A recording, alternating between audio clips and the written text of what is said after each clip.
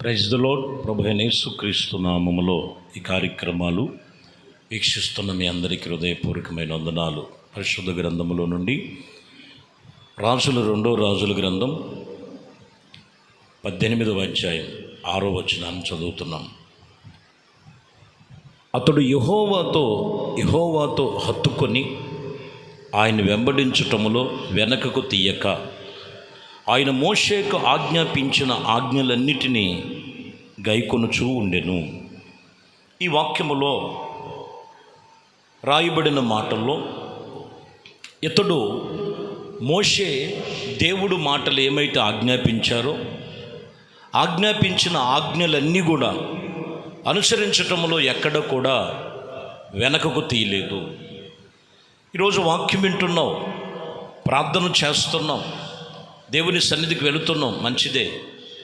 కానీ ప్రభు నీతో మాట్లాడుతున్న వాక్యములను బట్టి దేవుడు నీతో సంభాషిస్తున్న సంభాషణ వాక్యము చేత మొదటిగా నీతో మాట్లాడుతారు.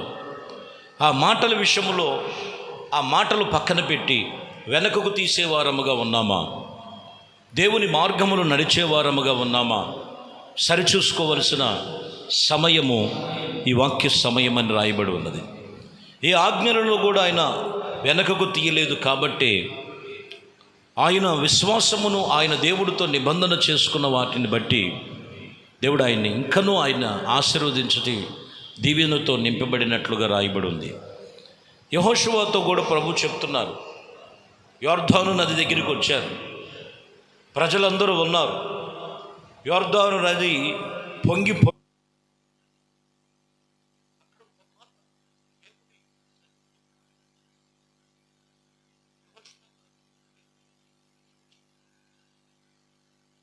ధర్మశాస్త్ర గ్రంథము నీవు బోధింపక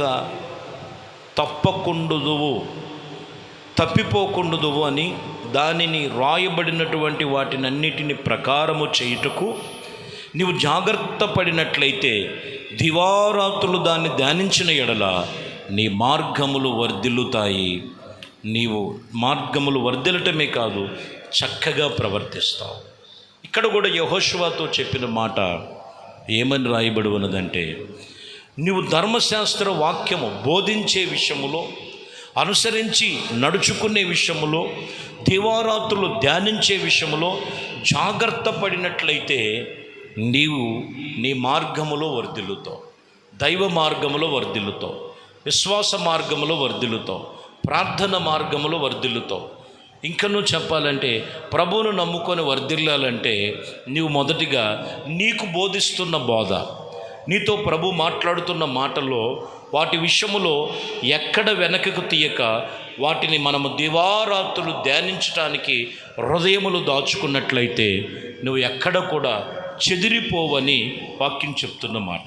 ఎందుకంటే మొదటి పేతురు రాసిన పత్రికలో 2వ అధ్యాయం 25వ వచనంలో, మీరు గొర్రెల వలె త్రోవ తప్పితిరి, కానీ ఇప్పుడు మీ ఆత్మల కాపరి అధ్యక్షుడై ఆయన వైపు మరలి ఉన్నారు.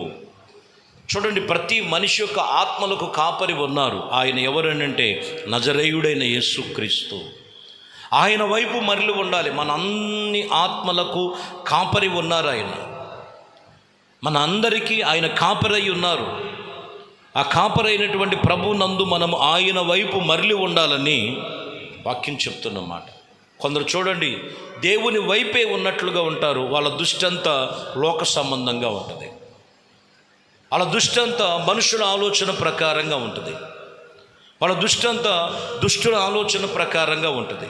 కానీ ఇక్కడ మనందరికీ ఆత్మల కాపరి అయి ఉన్నారు.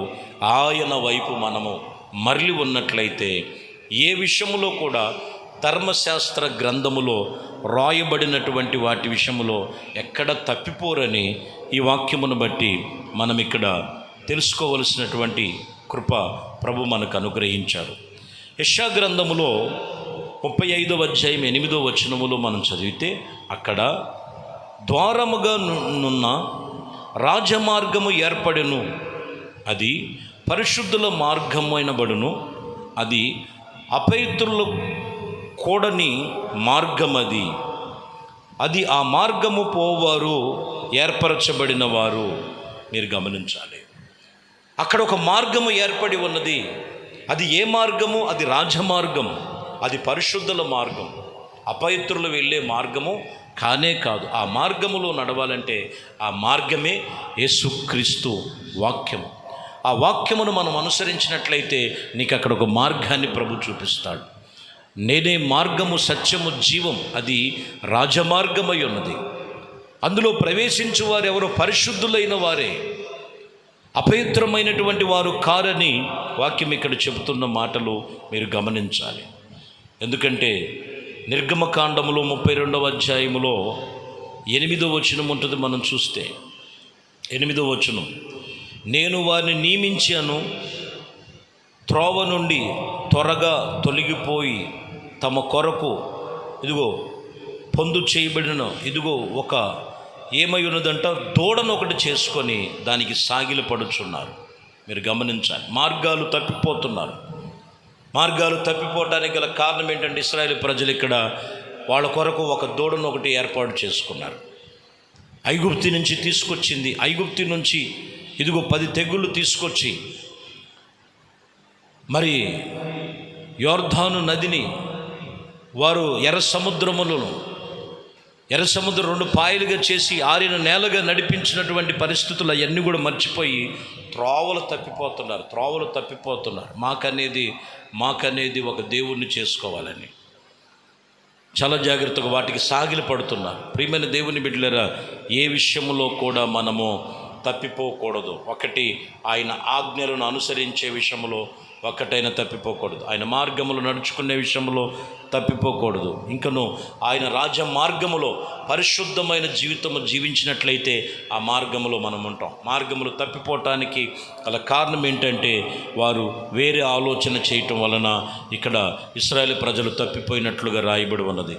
అందుకనే వారు వచ్చిన లక్షల కాల్బలం, కానీ అందరూ కూడా మరి పాలు తేనెలు ప్రవహించే దేశానికి వెళ్ళలేదు. కారణం ఏంటంటే దేవుని కోపాగ్నికి కొందరు ఆహుతైపోయారని కూడా వాక్యం చెప్తున్న సత్యం.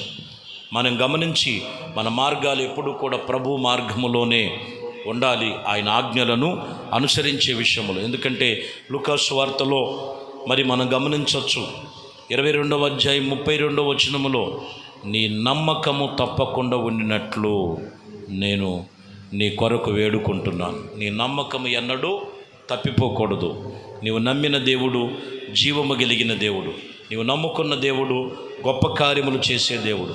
కాబట్టి వాక్యం చెప్తున్న మాట, చివరిగా చెప్తున్న మాట, 1 ఆజ్ఞలను తప్పిపోకూడదు, 2 మార్గములు తప్పిపోకూడదు, 3 నీ నమ్మకం తప్పిపోకూడదు. నువ్వు దేవుని మీద నమ్మికుంచు. దేవుడు అన్ని విషయాల్లో కూడా నీవు నమ్ముకున్నట్లుగానే నీ నమ్మకం తప్పకుండా, నీ విశ్వాసం తప్పకుండా నువ్వు జాగ్రత్తగా కాపాడుకో. నువ్వు విశ్వసించినదే నీకు జరుగునుగాక. దేవుడి ఈ మాటలు దీవించి ఈ ఉదయకాలము ఏ విషయములో ఆజ్ఞలలో తప్పిపోతున్నావా, మార్గములో తప్పిపోతున్నావా, నమ్మకములో తప్పిపోతున్నావా, దేవుని మీద నువ్వు ఆనుకొని జీవించు. ఆయన ఎన్నడూ తప్పిపోనివ్వకుండా నిన్ను ఆయన మార్గము, రాజమార్గం, పరిశుద్ధుల మార్గం, ఆయన వెళుతున్నటువంటి ప్రతి ఒక్క మార్గములో, దేవుని మార్గములో నీవు నిలిచి ఉండు. ప్రభు నిన్ను అన్ని విషయాల్లో ఆశీర్వదించి ఆయన కృపలో స్థిరపరచునుగాక. ప్రార్థన. పరిశుద్ధుడా, ప్రేమ కలిగిన తండ్రి, దయగలిగిన మా ప్రభువా, మీ శ్రేష్టమైన పరిశుద్ధ నామమును బట్టి మీకు వందనాలు. ఇదిగోనైనా మరి ఈ యొక్క ఉదయకాలం మీ సన్నిధిలో ప్రార్థన చేస్తున్నాం. అయ్యా, మీ ఆజ్ఞల విషయంలో ఏది కూడా తప్పిపోకుండా, మీ మార్గములు తప్పిపోకుండా, అయ్యా మరి మీరు నియమించబడినటువంటి నమ్మకం, విశ్వాసములు తప్పిపోకుండా జాగ్రత్తగా జీవితంలో, ఆత్మీయ జీవితములు కట్టుకునే కృప ప్రతి ఒక్కరికి దయచేయమని, ఘనత, మహిమ, ప్రభావాలు మీకే పొందుకోమని యేసుక్రీస్తు నామములో ప్రార్థించి వేడుకొనుచున్నాము తండ్రి. ఆమేన్. ప్రభు మిమ్మల్ని దీవించి ఆశీర్వదించునుగాక. ఆమేన్.